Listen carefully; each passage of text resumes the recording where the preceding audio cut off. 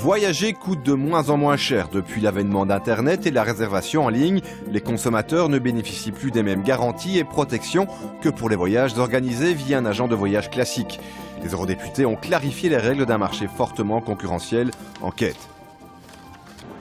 Un samedi matin à l'aéroport de Bruxelles, Géraldine et Bujard partent pour un mini-trip romantique. La porte B14, embarquement à 1015 et vous avez 2 places ensemble. Alors donc on part en Tunisie, à Lazroubal au port El Kentaoui.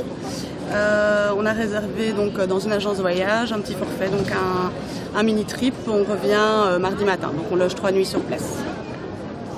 Et si maintenant leur vol était fortement retardé ou annulé, que feraient-ils? Devraient-ils annuler leurs vacances ou perdre le coût du voyage? Si l'avion a un peu de retard, voilà, l'avion du retard, on ne sait rien y faire, on attend.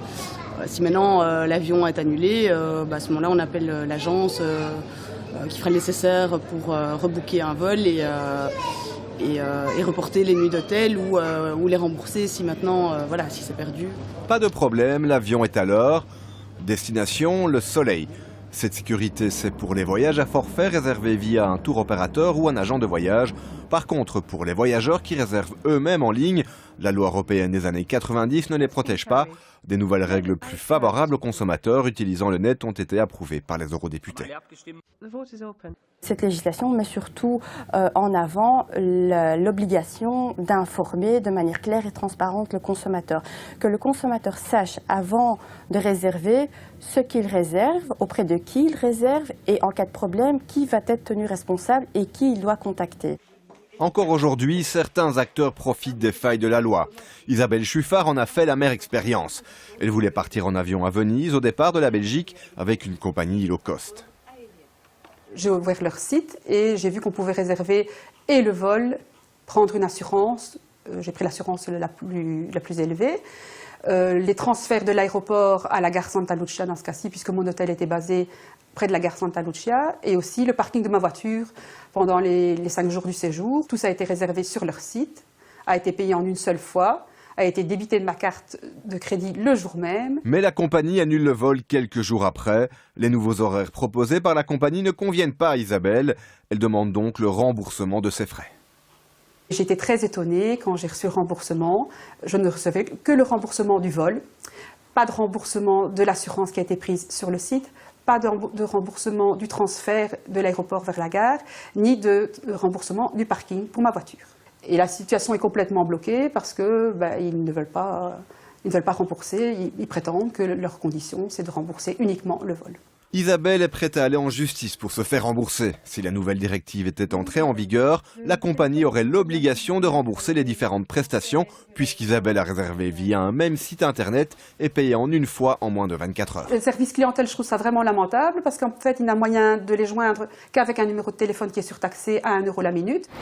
Pour le couple en villégiature en Tunisie, leur voyage se passe beaucoup mieux. Tout est pris en charge dans le forfait, le transport de l'aéroport à l'hôtel et même une excursion. Ici, dans le cadre d'un forfait, les tours opérateurs ont aussi des contrats avec les hôtels. Donc je pense que j'ai tout fait séparer avec le taxi, etc. Au final, je ne suis pas sûre que ça revient moins cher. Et puis c'est surtout la sécurité. Surtout la sécurité, ouais. Voilà, pas de surprise en arrivant ici, quoi. Les tours opérateurs et les agents de voyage parlent tout de même d'une concurrence déloyale des sites internet de réservation de vacances. Ces sites ne doivent pas souscrire à des assurances pour couvrir les voyageurs. L'agence voyage doit payer des primes qui sont calculées en fonction du chiffre d'affaires et en fonction du risque. Par rapport à, quelqu'un qui vendrait sur Internet et qui n'aurait pas évidemment toutes ces restrictions, il est clair que dans le coût final, il y a une répercussion. Et parmi ces garanties qu'offrent les professionnels du voyage, celle de la faillite d'un hôtel ou de grève du personnel, ce que ne couvre pas nécessairement une réservation d'hôtel par Internet.